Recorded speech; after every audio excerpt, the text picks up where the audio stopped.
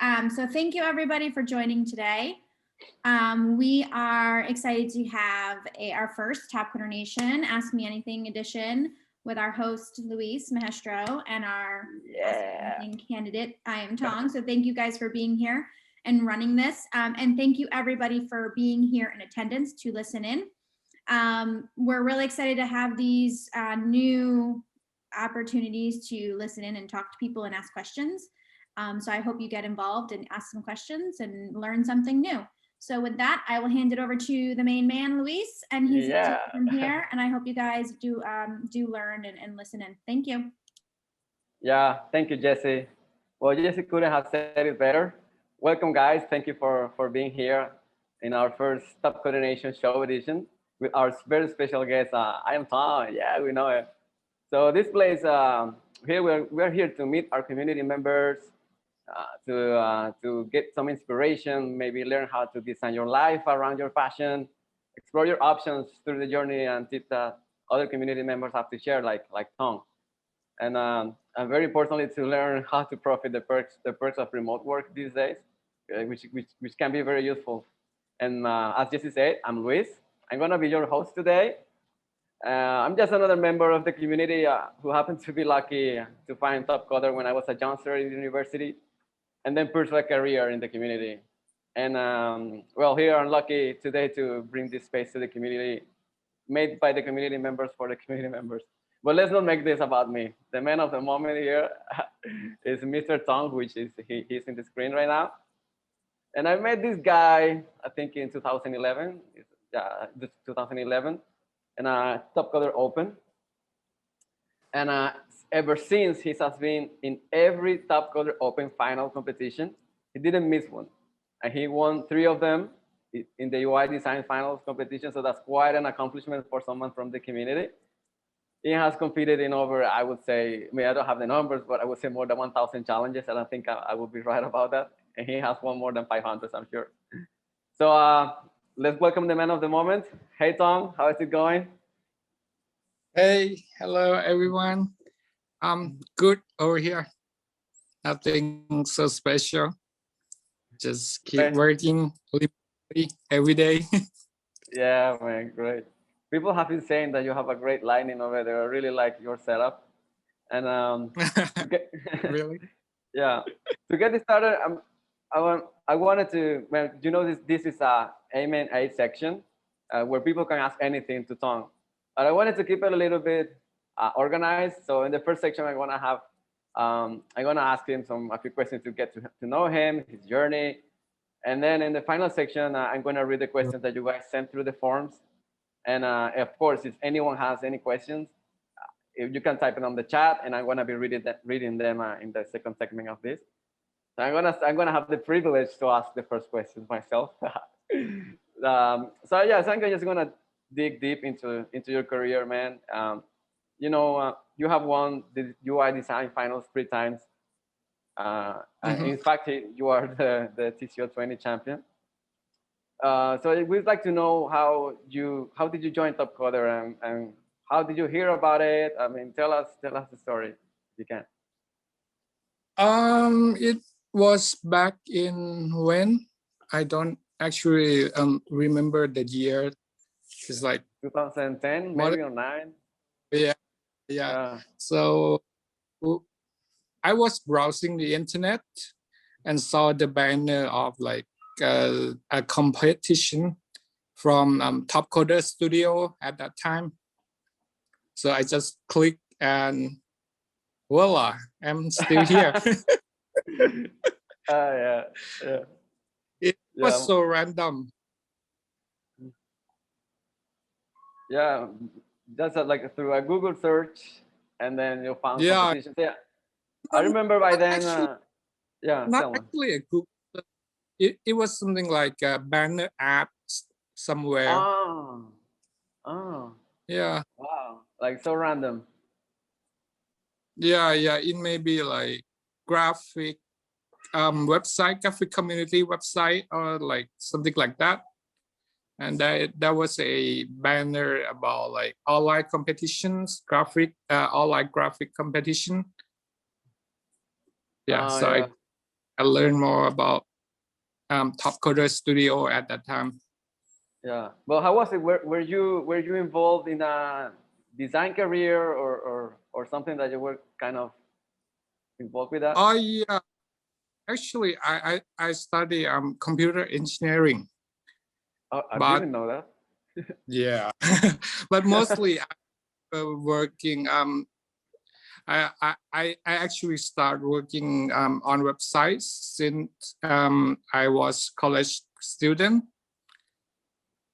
Oh, and yeah, prefer it this way rather than like coding, rather than like doing like other like network engineering or like being in like hardware specific fields. So I just love more to do design.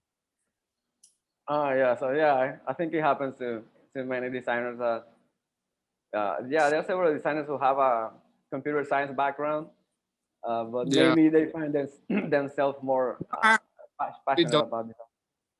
all like understand like software development and stuff.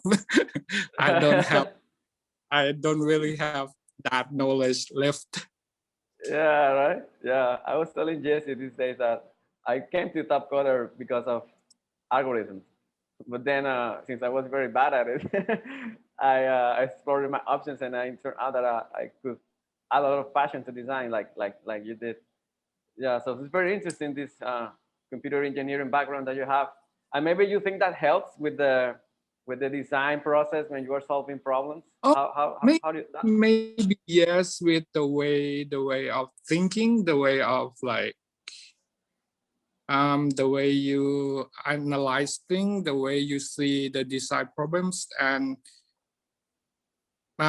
probably I have advantage on like some background knowledge and stuff, but I don't know. It maybe doesn't really help much, but yeah, Yeah, maybe. Well, I think it should. it helps. It doesn't help. Yeah, yeah.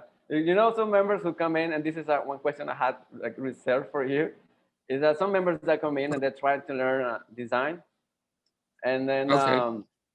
uh, they are good, let's say, as aesthetic designers, but maybe they lack some of the backgrounds or understandings of how to help a user. And I think, well, this is my personal opinion, that it helps having this engineering background. And this is something I wanted to ask you about. You know, there are a lot of members trying to improve and get better. But what do you think? I mean, as a top of your head, what is it that they're doing wrong that maybe doesn't help them to win challenges? If you have any thoughts about it. So let's say, well, I can't really tell you like how to win. It's all up to clients. It's all up to judges. Yeah. I would say like it's kind of like guessing game. If you can match what client wants the most, then you're gonna get picked. Does it make sense? Yeah. I mean, like Definitely. if you are right, I do everything you like, so then you pick my submission, right? Yeah. It's subject. So something along the way with the basic of like best practices, good UX, graphic executions, and like answer to the design problems. So I think you just need to have this basic stuff, and you need some luck to be able to guess what they will like, or why will they like pick your submission to be a winner. Yeah. Does that make sense? Yeah, it makes sense. I mean, best practices, UX design, get to know the design problem, and a little bit of luck. I'd say that was advice. And talking about luck, you know, it reminds me of a quote from Muhammad Ali, a famous boxer. He used to say, "I work a lot to have a little bit of luck." So I guess that it also Yeah. involves learning and practicing and putting in the hours to not to just count on luck, of course. That's kind of demystifying the. Yeah. So and also I'm on these lines. Let's say that you had to start over learning design and to compete in Topcoder. How do you think you would approach it now that you know, may you have more than 10 years of experience in this? How do you think you would approach it, this learning process, to save you time or energy or make it better? What was the question again? Yeah, if you had to start over learning to design, how would you approach it given the knowledge that you have right now? Yeah. I think I would repeat the same path. The beginning, it actually, I mean, like competing and working on Topcoder, it actually evolves itself, like by the time, like back when 10 years ago, like design trend changed. Now we have like more of UX to need that we need to think and incorporate into our designs and stuff. It will be like, I mean, like out of the basic things that you need to learn, you will need to like adjust yourself, adjust your design and your thinking process to specific like industry or design problem that you are working on, and it changed over the times, you know. Yeah, I get it. So it means that there's an important factor in there to keep yourself up to date and a lot of learning. Yeah, and like and if you remember, like when we start working on the mobile design, when there's iPhone still use like glossy stuff. Yeah. Yeah, at that and we really had issue with like, is this the right way to design for mobile? This is like client doesn't know, we didn't know about that much, but like now we have like many UI resources, many articles that we can find to learn more about what are best practices are, what should be the flow for designing for mobile and stuff. Yeah. I mean, like, yeah, things change, and you just need to be to keep educate yourself and learn from wherever you can. I agree with that. With that part, especially that things are changing, and especially that nowadays it's kind of easier to have access to learning resources, especially about aesthetics, trend and design, how to design a good flow for users. Yeah, compared to our time when I used to compete, by the way, we didn't have many resources. We had to kind of go out there, experiment. How I think they call it learning the trenches, going out there and learning by doing. Yeah, but nowadays it's a little bit easier. So yeah, I would like to go to touch a topic, which I think well, at least it is a good a favorite, one of my favorites, which is Topcoder Open. I mean, for those who don't know, the Topcoder Open event is this 1 year event that we do at Topcoder. We gather on site and we perform competitions. We watch the members competing, and they compete, solving real world problems live on stage with a lot of pressure, people watching, and short amount of times doing incredible things. And then and you have won 3 of these. I mean, and there are not many people who can win this amount of one from Indonesia. well, yeah, but I think in the book it still qualifies as as a tough competition. So I just wanted to ask you, man, what does it feel like to be on stage, being watched by I don't know how many people, and how do you handle this pressure? I mean, you're there, you have only 1 hour to do something quite demanding. How do you handle the pressure? Or do you feel any pressure? I mean, that's the question. I mean, like the pressure was high at TCO on stage, but you didn't really have time to worry about the audience or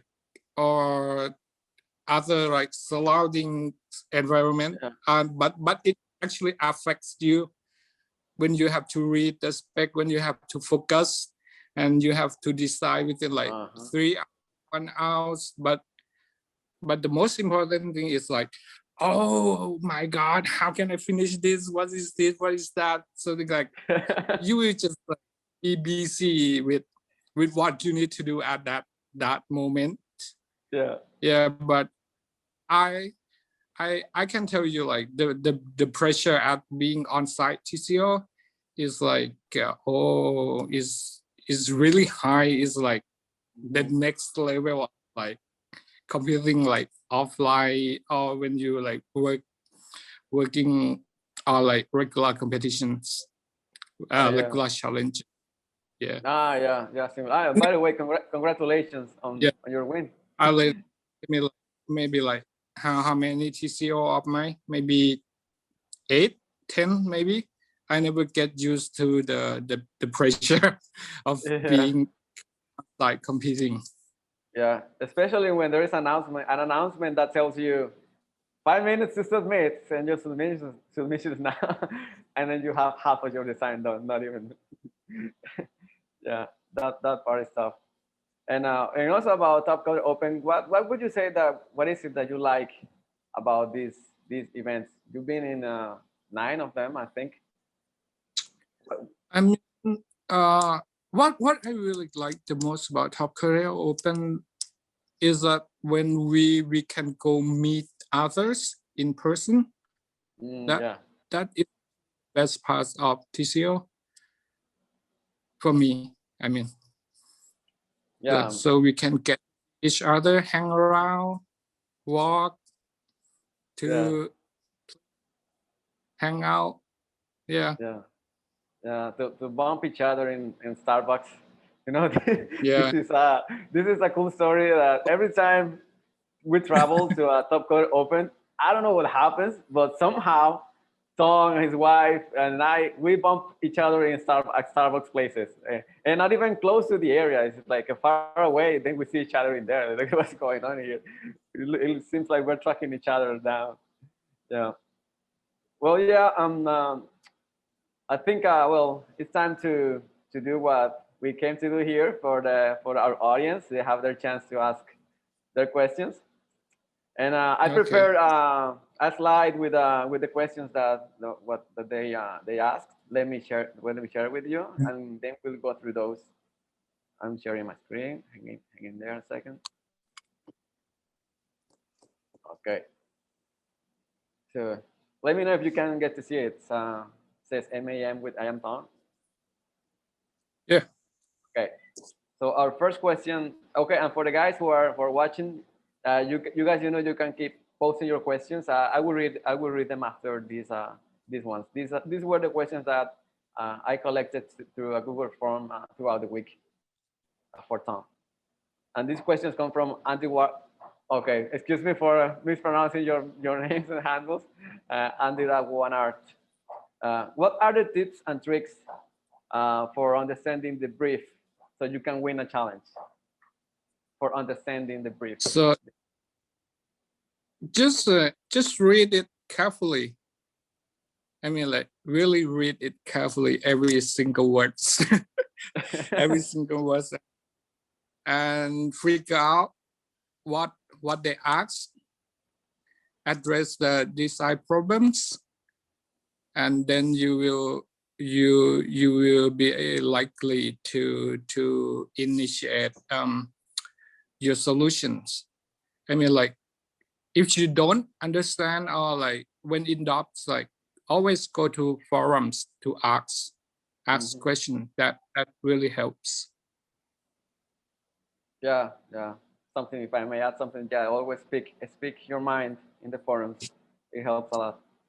So our next question comes from Mozaxel.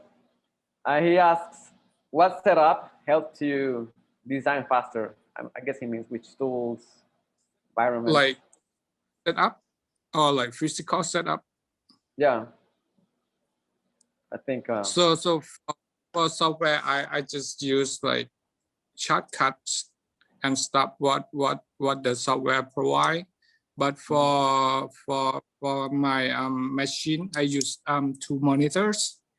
The one I work on one, and the other one is for like browsing, opening the files, the other files.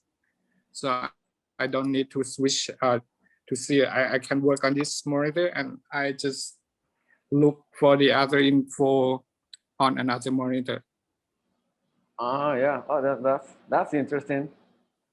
And if I may add a little bit of something here, are they in the same size, or do you have a special configuration like vertical, landscape? Oh no, the other one was just a bigger screen. The one my laptop. Okay. Okay. Our next question comes from Karazindo. He asks, where you get inspiration, like website, YouTube, books, when you have to design the UI challenge? So inspiration for like design inspirations, I always browse Pinterest. I don't actually browse. I click for my email. So it's like, hey Louis, we found this interesting pins for you. Yeah, so I just go from there. Yeah, I think you follow specific, I don't know, groups or boards in Pinterest, right? When you have board like dashboard or like let's say mobile designs, they will suggest you like contents about like new pins that you will be interested in to see, something like that. Yeah, it totally makes sense. Yeah. So and for to learn or to read blogs and design articles, I like to read it's called Too Big Studio. It's like design agency. They always like publish educational articles about like design elements or like UX best practices, and also their case studies from the client. Yeah, so you can read more about like how they approach to the design problem, how do they choose, how do they taste about the outcome, and then they develop into the final product, something like that. Oh wow, that's interesting. I think to myself. Yeah. Oh yeah, go ahead. Sorry to interrupt you. Oh yeah. So it's spelled TUBIK. If anyone wants to go and take a look. I'll look it up. Okay. Well, yeah. I think that's it. I didn't heard of it before, so you guys take notes because this may be more interesting. Okay, our next question is from Herlan Saya. And how do you find a solution for the user problem? How do I find a solutions? I mean, like for the user problem. Let's say if you have been working on that design problems earlier or not. So if I don't have enough knowledge, or I didn't have like enough experience about the design problems, I normally like Google it to see like what are available on the internet, what people do with it, Like, so you can maybe like get like 3 or 4 or 5 samples of the solution, right? Yeah. And then you can like you can take your time to learn or to study about each and see if it fits your design problem or what you can like you can improve from from what you found, something like that. Oh yeah, that's So interesting. spend more research and study and then apply to your design problem. Yeah, you mentioned, maybe if I can expand a little bit, and sorry to steal your thunder, Lansaya. If I can expand a little bit, when you do the research for, trying to understand the user problem, there's something that, I mean, I've been discussing with the teams, is how to connect more with the user. You know that we as user designers who have experience who have this background, tend to empathize with the user to feel their pains and feel their frustrations. And which way, I mean, do you approach that? I mean, how can you get into the user shoes, or if you have any specific process to do that, to understand the user better? I can't really say like I'm in their shoes, but sometimes I treat myself as the end user and look at my designs. So okay, let's say this chart that makes sense to me as a user, that helped me with something. Do I need that, or this is just unnecessary? This is unnecessary things like that can be taken away, something like that. But it not actually the client. So when the checkpoint feedback come, that's when you will know your initial solution, design solution, is going into the right direction or not, right? So if you adopt, if you want to know what they think, you can ask more. Right. That sounds like a good approach to do that. Putting yourself in the shoes and testing, like thinking you are that person. Yep. So there's another question from Herlan Saya. What does make your design outstanding? How to do that? We can just, I guess, reply the first part. I'm not sure how my designs are. I mean, like I see my design every day, right? This is my design. I always design like this. But so the thing that I always do with my design is just keep things simple, just keep meaningful things that really helps user. I don't put like random charts just to fill the page, or like some fancy stuff to make it look like a dashboard. But I only put stuff that useful for users. Yeah. I mean, if I want to put something in my design, I will have the reason to support why I put it there, something like that. Yeah.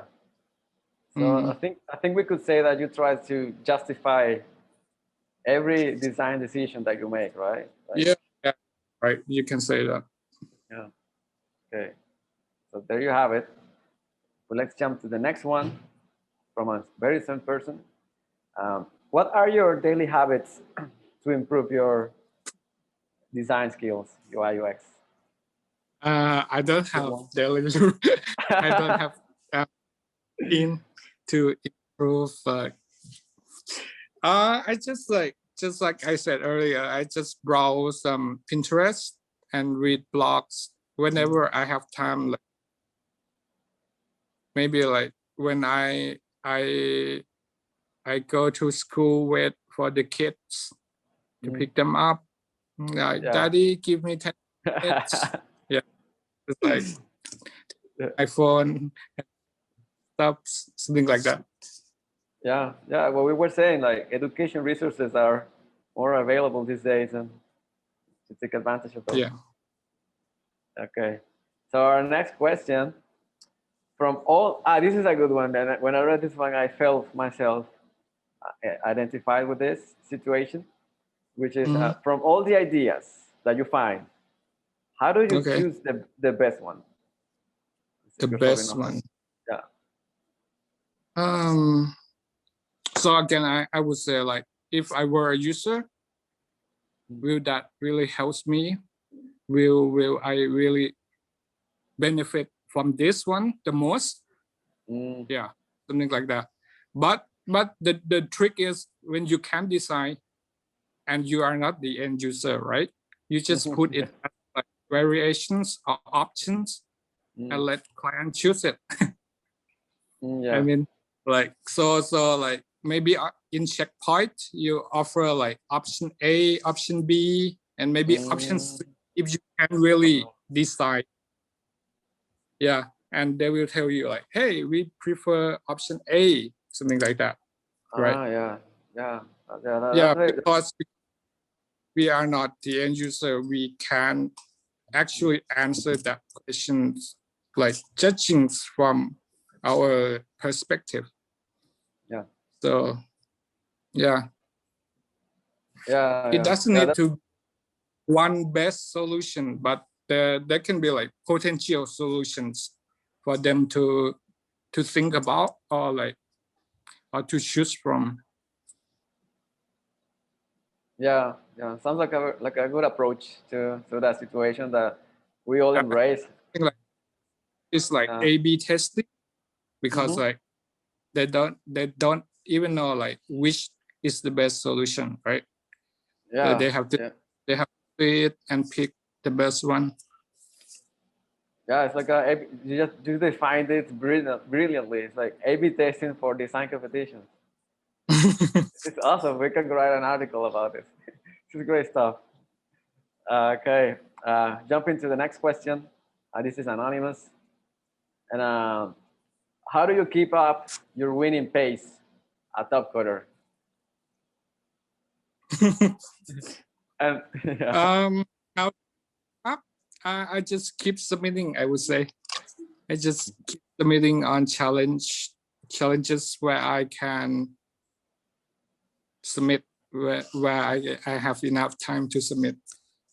But actually one thing I always like tells everyone when I go to Indonesia, or when I give advice to start something, like, so you need to have the mindset that you are submitting to win this challenge, not just submit to, I mean, like, to get the work done and submit to beat the deadline. No, that is a no. You need to think that you need to set your mind that, okay, I'm going to win this, and you will push yourself more, you will think more, you will spend time to do whatever you can to win it. I mean, does that make sense to you? Yeah, man, but this is brilliant wisdom here. It reminds me of a book that I read about motivation, and yeah, it talks about, even if you're practicing, when you put the right mindset, like, you have to aim for goals, and it makes you, it forces you to push yourself more. You guys take notes, because these wisdom pieces of Tong here are very valuable. And the final one, it comes from Adam. He's from Philippines, a good friend. He asks, Okay.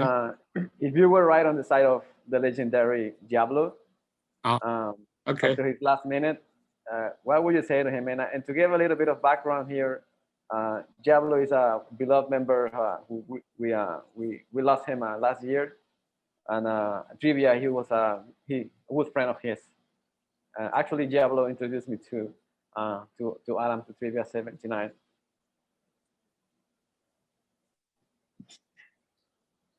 So yeah, if you want to mention anything about it.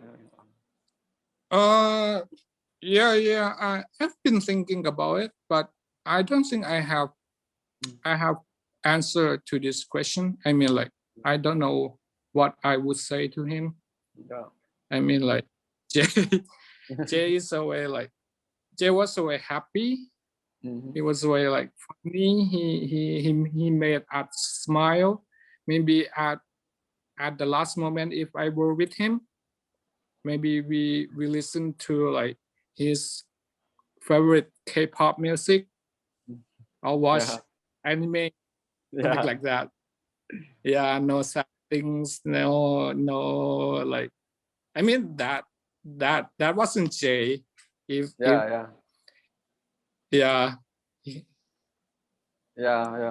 I was talking to talk to Pixel David. We were having a conversation about maybe honoring him somehow, like doing a watch party in the Facebook group where we all watch one of his favorite anime. But it's tough. I understand it's tough.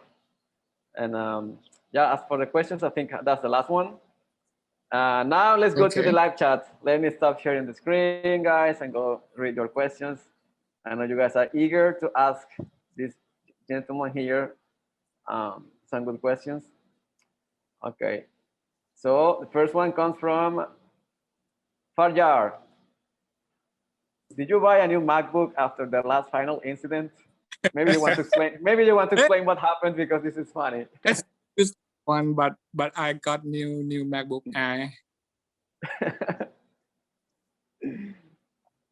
Yeah. For those who don't know, during in 2019 in the competition, Tom had a laptop which he was using to compete, and one night there was an accident and he dropped it. I remember quite well, but he got a little bit damaged. And it was kind of an issue. So that's why Fajar is asking. And then okay, this is a good one, Tom, from Kirill. He's our website guru right now these days. He asks, what tips have Mr. Tong for developers to communicate to designers and vice versa? Sorry, what was the question again?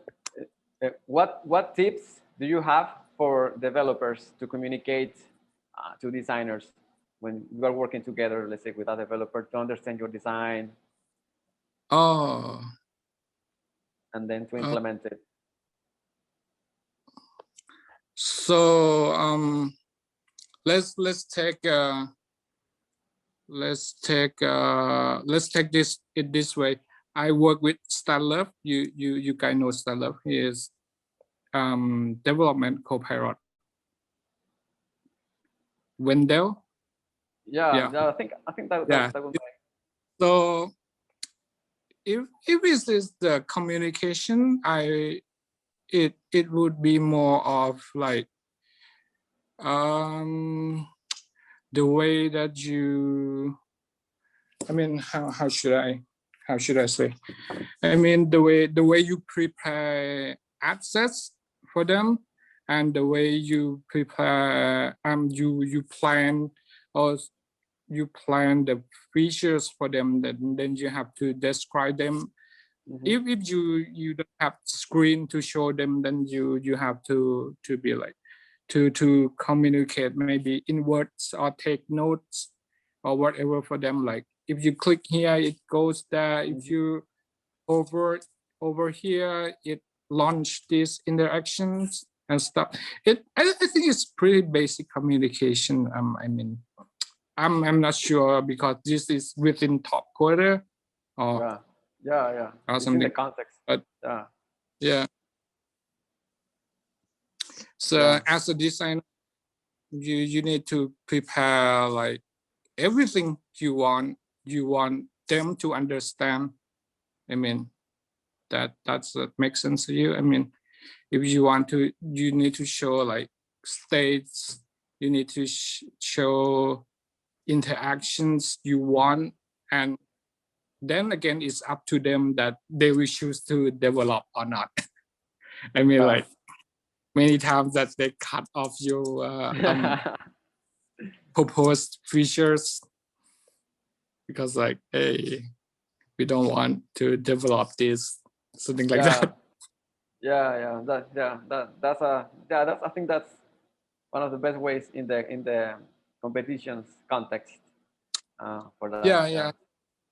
And many news tools right now, it easily for us designer to convey our ideas is like XD or like Figma or Farmers, where you can show the interactive prototype.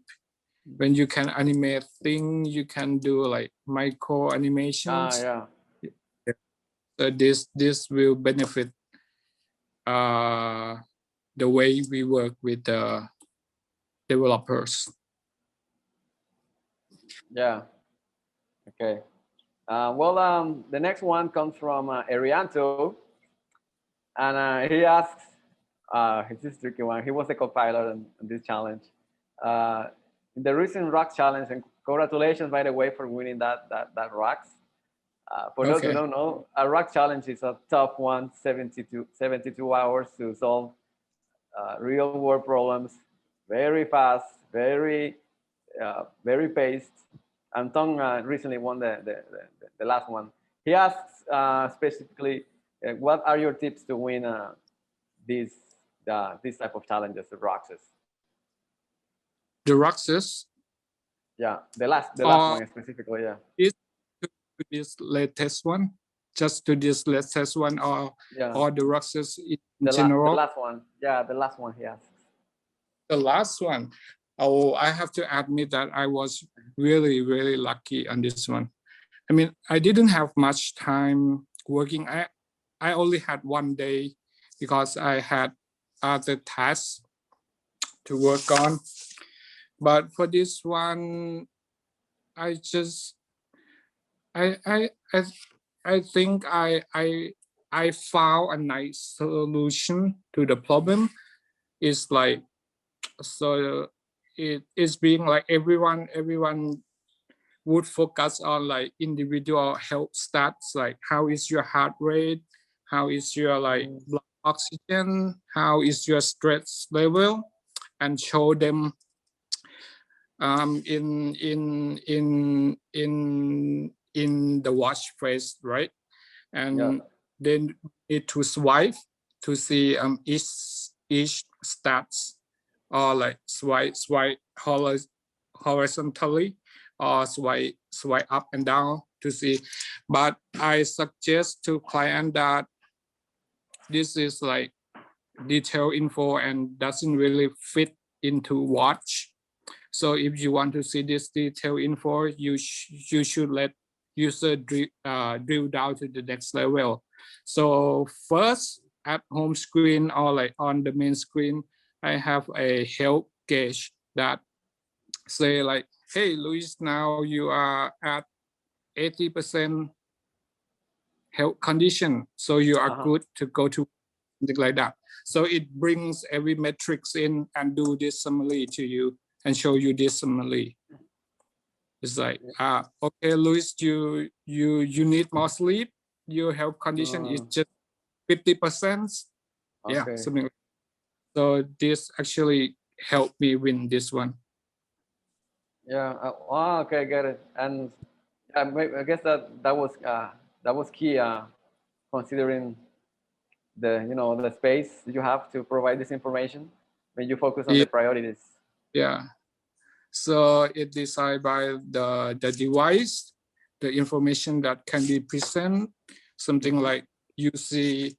So this one you can see like, oh, okay, my health is at 75, or let's say my health is at 90. I'm good to go. I care about my heart rate. I don't care about my stress, because like it should be good enough because it at 90%, right? Yeah, that's a major indicator. It's more of overall like summary that helps user get the idea quickly. Yeah. Okay. So that's I hope that answered your question, Serianto. The next one comes from Fajar. I think you replied this one. We asked if you graduated from design school. You said already that. Yeah, it was at the beginning. Yeah, you studied computer engineering and you learned design by your own. And right. yeah, and then Harshit asks your views on the new bracket format at the TCO finals. Sorry? It's about your views. I mean, your opinion about the new bracket format for the TCO finals, the matching one-on-one. It was fun and it was cruel. Oh, yeah. Really like, I mean, I don't really know what to say about it. It can just freak you out. but it was nice. I mean, like, it can give you like a lot of stress. It stress out, it freak you out. It was crazy. Oh my God, you guys need to experience it.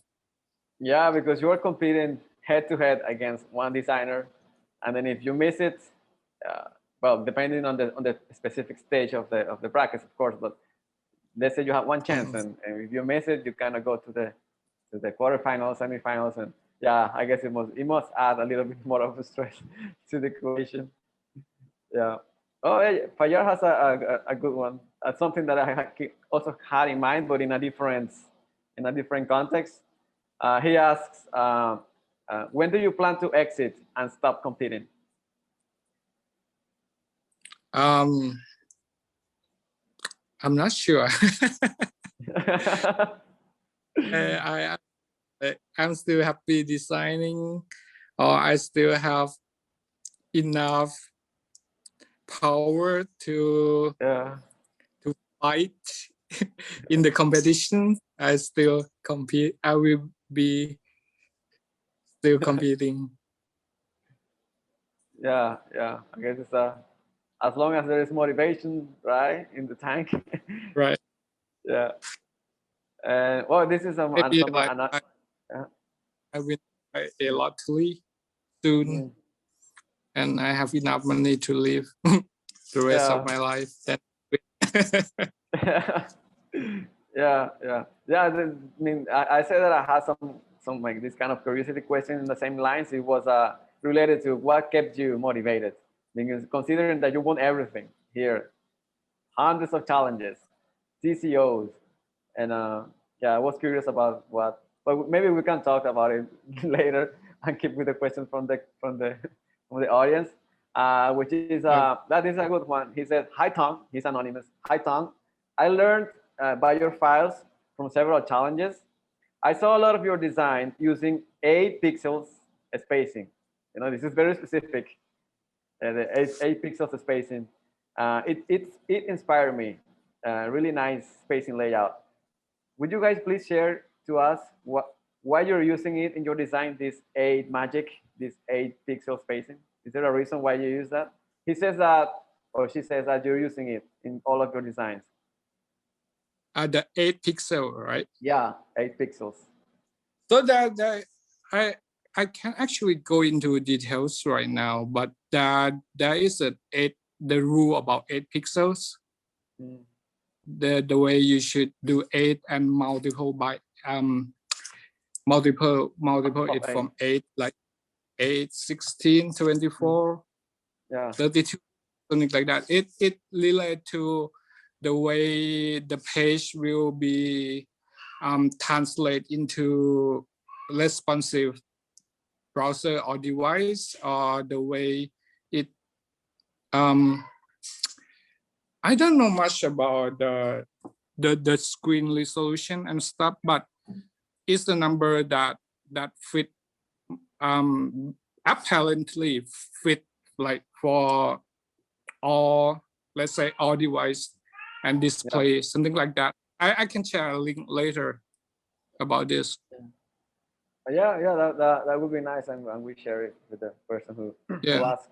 Yeah, we can say that it's a best practice based on, of course, some justified evidence of responsiveness. Yeah, there should be of course more thought out article about it. And the last one from the questions and answers panel comes from Fajar. Have you tried gig work in the Topcoder? What was it again? Gig work? Gig work. You know, we have now challenges and we have gig work where people apply for doing specific. I have never worked in any gig work. They didn't pick me.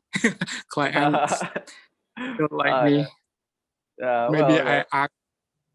I asked for too much money. Yeah, well, maybe, yeah. Well, the challenges are let's say that you're a person of challenges. Yeah. Okay. I think well, we have a good one here. A last one. In 1 month, how many challenges do you participate at per month? Average. Oh, like how many challenges in my entire? No, per month. For a month. Yeah. If there are many challenges, I participate in many challenges. If Holy moly! Holy moly! Like, I actually submit as many as I can. I mean, let's say in every maybe like 3 or 4, maybe. Okay. And how do you manage to do that? I mean, you have you know, you have your family, you have your occupations, and then you know, it's for working in a challenge. At least for human mortals like me, it would take me like 2-3 days to design for one phase of the challenge. How do you manage to organize yourself? Do you have like a routine or a schedule to be able to pull it off? How do you organize? Yeah, so like if you experience working on like many challenge, you will be able to plan your time, right? So this challenge, let's say this challenge start today and will end in like 3 days. If you pick this one, you don't pick another one that will end like the next 4 days because you don't have time to finish that, right? Okay. But if the deadline is like 2 days later, maybe after your current one that you are working on, maybe you can jump in that one. I mean something. So this is the way I plan what challenge I will work on or I will register. And for like so each day I'll try to work like normal workout like from 8 a.m. maybe to 4 or 5 p.m. Okay. Yeah. If it necessary to work too late at night, but sometimes you need to, right? Yeah. That's how it goes. Yeah. And along those lines, we can say that you prioritize your work considering the deadlines of the challenges. Do you have any tools? How do you keep track of the deadlines? Do you have any tools that you use or pen and paper? How do you do that? Yeah, just pen and paper. That's a classic. Yeah. Good one. Okay. And I write it down. Tuesday, what time is it? And next challenge, something like that. Yeah. And well, this week, many deadlines do I have? Yeah. And keeping that on paper is for the pros. Okay. Well, and talking about deadlines and time, I'm afraid that I have to let our honorable guest go because actually we took more time than expected. So sorry about that, Tom. I estimated 30 minutes. And then yeah, it's time for the sad part of saying bye. Of course, being grateful for you guys being here and with Tom, who took time off his agenda to be with us. And then very pleased to have this show here. It was very fun for me, and I learned a lot of new things that I have to start applying. So if you have any words to say, Tom, before we close it up, all yours. You have the screen for you.